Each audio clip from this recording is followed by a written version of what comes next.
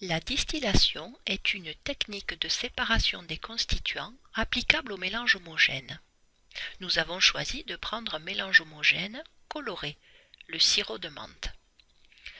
Vous pouvez voir que le montage de distillation est complexe et formé de plusieurs parties de verrerie accrochées entre elles. Tout en bas, nous trouvons le chauffe-ballon dans lequel nous plaçons le mélange homogène à distiller. Au-dessus, vous voyez la colonne à distiller.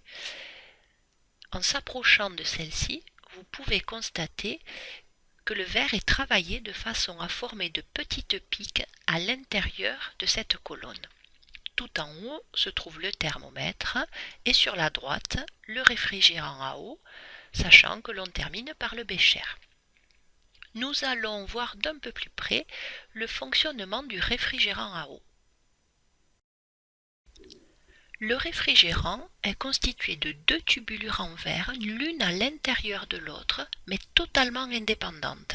Regardez, on fait arriver de l'eau froide du robinet par le bas du réfrigérant, celle-ci ne tombe pas à droite, elle remonte et sort par le haut du réfrigérant, se jetant ainsi à l'évier.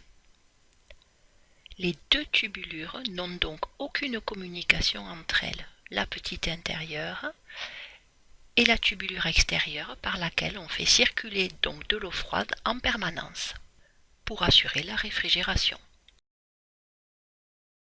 Au départ, la température indiquée par le thermomètre se trouve entre 20 et 30 degrés ici. La graduation un petit peu plus longue représente 25 degrés Celsius et donc le thermomètre indique environ 23 degrés Celsius. Le mélange homogène est chauffé jusqu'à ébullition dans le chauffe-ballon. De la vapeur monte dans la colonne à distiller. On peut suivre sa progression grâce à la buée qui se forme sur les parois de la colonne à distiller. Un travail de séparation a lieu au niveau des pics de verre. Vous voyez que du liquide redescend et retombe dans le ballon. Les petites gouttes que vous voyez. Par contre, de la vapeur continue à monter et à passer à travers ces pics de verre pour s'approcher finalement du thermomètre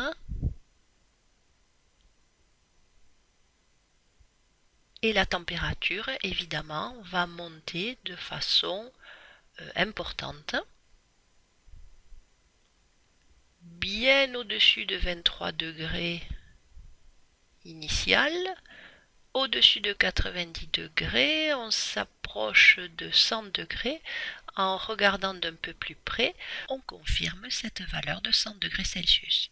Les vapeurs donc tournent dans le réfrigérant et là on voit se former un liquide qui glisse le long de la paroi intérieure du réfrigérant pour sortir à l'extrémité de la petite tubulure. On remarque que ces gouttes sont incolores.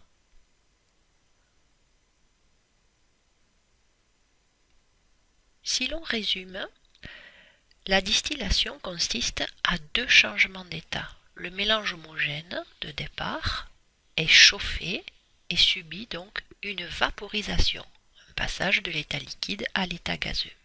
À la suite, on applique une baisse de température et donc une liquéfaction pour faire passer les vapeurs à l'état liquide. Et le liquide que l'on récupère est toujours incolore. De façon générale, on l'appelle le distillat. Nous avons remarqué que la température d'ébullition du distillat était tout à l'heure de 100 degrés Celsius sur le thermomètre. Cela correspond à la température d'ébullition de l'eau. Donc si nous reprenons, les colorants, le sucre, les minéraux sont restés dans le ballon et l'eau est passée à travers la colonne à distiller et le réfrigérant. Le distillat est donc de l'eau, mais elle n'est pas pure, parce que l'eau, en se vaporisant, a emporté les arômes responsables de l'odeur menthe.